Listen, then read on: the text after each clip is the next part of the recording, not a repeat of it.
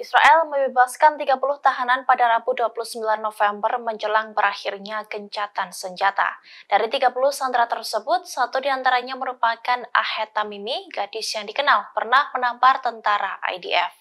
Wanita berusia 22 tahun itu merupakan warga Palestina yang aktif menentang pendudukan Israel. Dikutip dari The New Arab, terlihat potret Ahed Tamimi yang baru saja tiba di Ramallah. Ia tampak mengenakan jaket dan syal yang berwarna krem. Tamimi ditahan di penjara Ofer karena sebuah unggahannya di Instagram yang menyerukan pembantaian tentara Israel. Meski begitu, Narimane, ibunda Tamimi, membantah jika anaknya melakukan hal tersebut. Ia menuturkan bahwa Tamimi tidak memiliki akun platform media sosial tersebut. Diketahui bahwa Tamimi ditangkap pada Senin 6 November dalam penggerebekan di tepi barat. Dalam pernyataannya, Tamimi mencaci maki pasukan IDF yang mengatakan akan membunuh pasukan tersebut. Ia mulai terkenal setelah video dan fotonya saat menampar dan menendang prajurit IDF tersebar pada 2018 lalu. Sementara itu, di antara 30 tahanan tersebut, 15 diantaranya merupakan tahanan muda. Diketahui bahwa pembebasan 30 sandera Palestina semalam itu terjadi setelah gelombang ke-6 sandera dibebaskan dari Gaza. Atas hal itu menjadikan jumlah tahanan Palestina yang dibebaskan oleh Israel berdasarkan kesepakatan gencatan senjata menjadi 210 orang. Hamas dan militer lainnya di Gaza telah membebaskan 70 warga Israel berdasarkan perjanjian tersebut.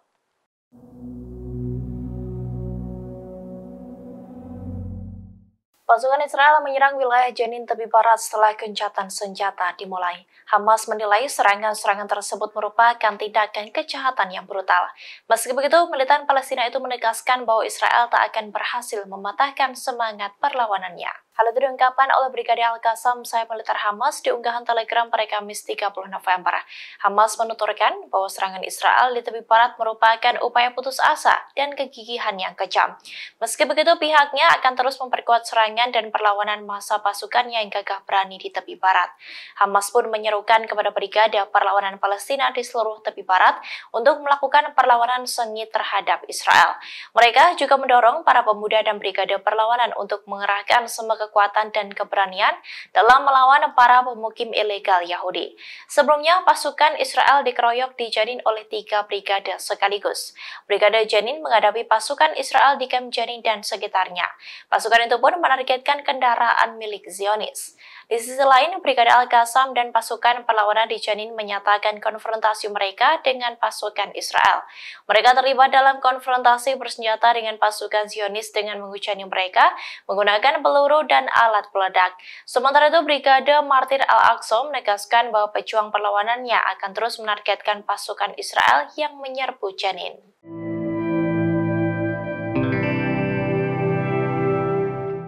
Israel membebaskan 30 tahanan Palestina pada Kamis 30 November dini hari menjelang berakhirnya gencatan senjata. Kedatangan 30 sandera itu pun disambut oleh warga Palestina dengan meriah. Mereka meneriakkan yel-yel hingga mengibarkan bendera Al-Qassam. Dalam video terlihat sebuah ambulans yang membawa sandera tiba di Ramallah tepi barat. Setelahnya, para warga Palestina bertepuk tangan dan menyanyikan yel-yel yang menghormati brigade dan perlawanan. Terlihat bendera hijau milik Al-Qassam yang dikibarkan untuk menyambut para sandera. Diketahui dari 30 sandera tersebut, satu diantaranya merupakan Ahed Tamimi. Ia adalah aktivis Palestina yang menentang keras adanya pasukan pendudukan. Tamimi dikenal setelah videonya menampar tentara IDF tersebar luas pada 2018 lalu. Diketahui bersama dengan kepulangan sandera Palestina itu, Hamas juga melakukan pertukaran tawanan Israel. Brigade Al-Qassam merilis video yang menunjukkan gelombang ke-6 tawanan Israel. Militer Palestina itu membebaskan 16 sandera Israel.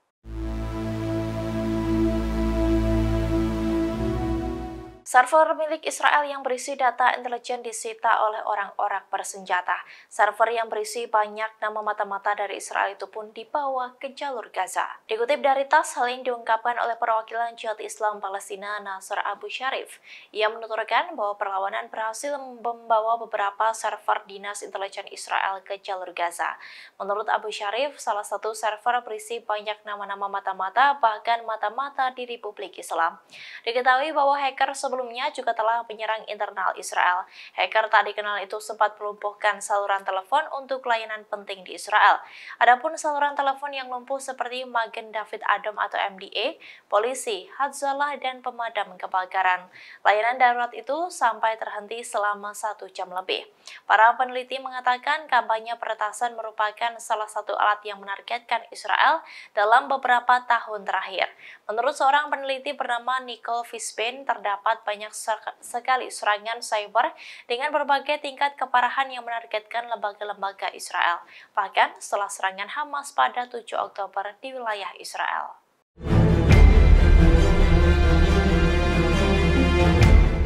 Perang Hamas-Israel hingga kini belum usai. Keduanya sedang dalam fase gencatan senjata sementara dengan Qatar sebagai mediatornya.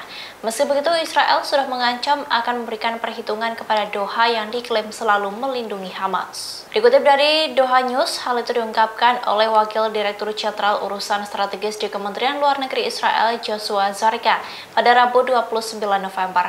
Pernyataan yang disampaikannya melalui wawancara di Radio Angkatan Darat Israel itu, ia mempertanyakan peran Qatar yang dinilai melegitimasi kegiatan Hamas. Israel merasa kesal dengan Qatar yang selama ini telah memfasilitasi tempat berlindung bagi para pemimpin dan pejabat Hamas di luar negeri. Menurut Zarka, kini pihaknya masih membutuhkan Qatar.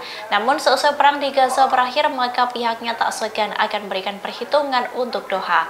Sebagaimana diketahui, Doha setuju untuk menjadi tuan rumah negosiasi sekaligus kantor utama Hamas pada 2012.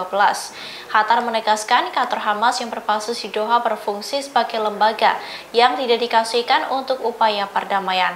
Hal itulah yang membuat Israel murka dengan Qatar.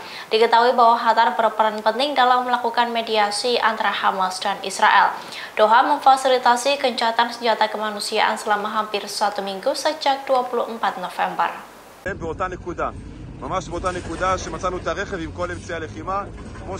Seorang perwira insinyur pasukan pertahanan Israel atau IDF mengungkapkan keterkejutannya terhadap terowongan milik Hamas di Gaza. Ia tak mengira terowongan itu begitu kuat hingga sulit ditembus. Insinyur itu bahkan sempat meremehkan terowongan tersebut dengan menyebutnya primitif. Dikutip dari Newsweek, insinyur IDF itu mengaku tak menyangka bahwa terowongan itu ada banyak beton, tangga, dan banyak persimpangan.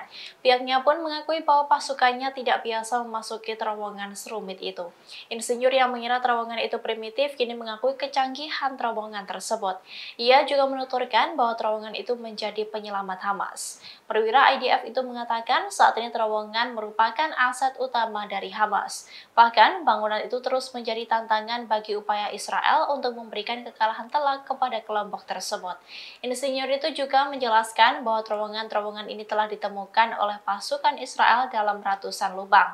Meski begitu, lubang-lubang itu seringkali memiliki banyak tujuan dengan beberapa rute digunakan untuk sarana pertahanan dan ofensif. Sementara rute lainnya digunakan untuk menyelundupkan senjata dan barang-barang lainnya.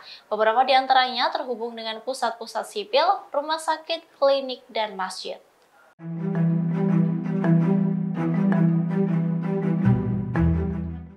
Ahed Tamimi, aktivis terminal Palestina, dibebaskan dari penjara Israel pada Rabu 29 November malam. Seusai tiba di Ramallah tepi barat, ia langsung memberikan pengakuannya. Selama ditahan oleh Israel, Tamimi mengaku tak diberi makanan hingga hanya tidur di lantai. Diketahui bahwa Tamimi dibebaskan bersama 29 tahanan lainnya oleh Israel. Ia mengakui tak ada makanan, air, dan pakaian saat ditahan oleh Israel. Selain itu, ia juga mengatakan ayahnya Bassem Tamimi juga masih mendekam di dalam penjara Israel. Ayahnya juga merupakan seorang aktivis dan pemimpin aksi protes atas kependudukan Israel di tepi barat. Diakui Tamimi, dirinya juga diancam oleh tentara Israel, di mana mereka mengancam akan membunuh ayah Tamimi yang mendekam di dalam penjara. Diketahui sebelumnya, saat dibebaskan, Tamimi tampak mengenakan jaket dan shawl yang berwarna krem. Tamimi ditahan di penjara Ofer karena sebuah unggahannya di Instagram yang menyerukan pembantaian tentara Israel. Dalam pernyataannya, Tamimi mencaci maki pasukan IDF yang mengatakan akan membunuh pasukan tersebut. Ia mulai terkenal setelah video dan fotonya saat menampar dan menendang prajurit IDF tersebar pada 2018 lalu.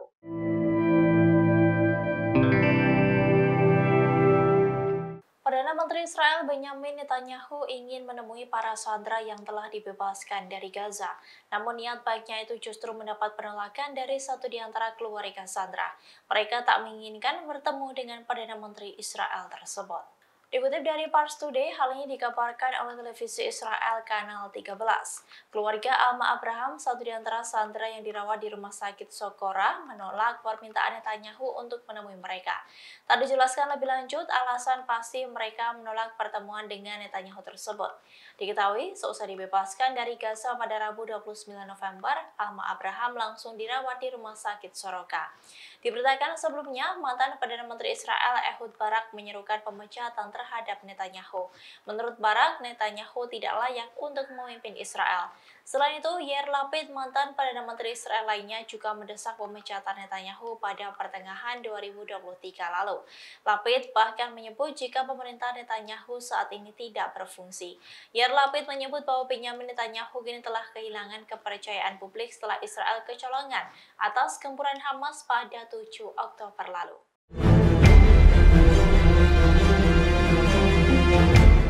Terdapat keajaiban perang dalam agresi antara Hamas dan Israel, di mana satu di antara tahanan Palestina masih selamat seusai 30 kali ditembak oleh Israel.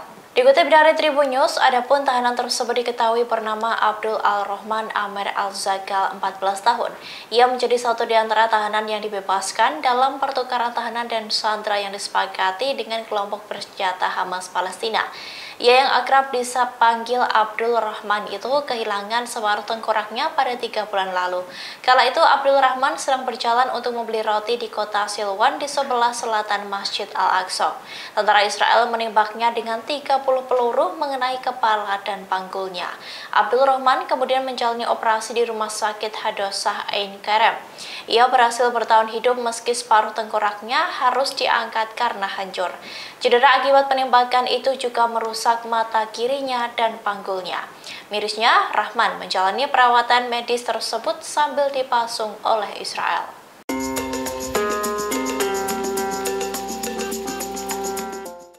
Puluhan pasukan Hamas ikut ditawan oleh Israel sejak pecahnya konflik 7 Oktober lalu. Puluhan militan Palestina itu disandra di sel-sel gelap. Selain itu, mereka juga dipaksa mendengarkan lagu kebangsaan Israel sepanjang hari. Hal itu diungkapkan oleh media channel 13 Israel pada Selasa 28 November.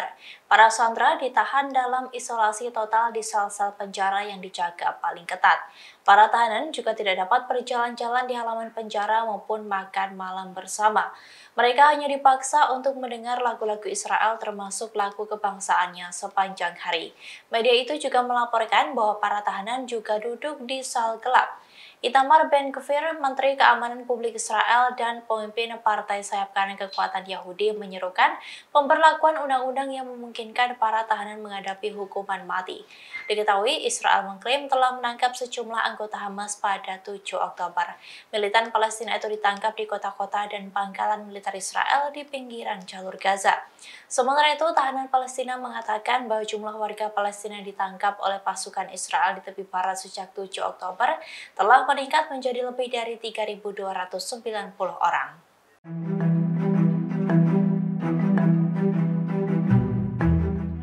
Israel mengancam akan memberi perhitungan kepada Qatar, padahal Doha menjadi mediator antara negaranya dengan Hamas. Zionis menyebut pihaknya akan menyelesaikan masalah dengan Qatar selesai perang di Gaza usai. Hal itu diungkapkan oleh Wakil Direktur Jenderal Urusan Strategis di Kementerian Luar Negeri Israel, Joshua Zarika, pada Rabu 29 November. Alasan Israel kesal dengan Doha karena selama ini Qatar telah memfasilitasi tempat berlindung bagi para pemimpin dan pejabat Hamas di luar negeri. Zarika pun mempertanyakan peran Qatar yang dinilai melegitimasi kegiatan Hamas. Sebagaimana diketahui, Doha setuju untuk menjadi tuan rumah negosiasi sekaligus kantor utama Hamas pada 2012. Qatar menegaskan kantor Hamas yang berbasis di Doha berfungsi sebagai lembaga yang didedikasikan untuk upaya perdamaian. Hal itulah yang membuat Israel murka dengan Qatar. Meski begitu, Zarika menyebut pihaknya masih membutuhkan Qatar. Namun seusai perang di Gaza berakhir, maka pihaknya tak segan akan memberi perhitungan untuk Doha. Diketahui bahwa Qatar berperan penting dalam melakukan mediasi antara Hamas dan Israel. Doha memfasilitasi gencatan senjata kemanusiaan selama hampir 1 minggu sejak 24 November. Download Tribun X sekarang, menghadirkan lokal menjadi Indonesia.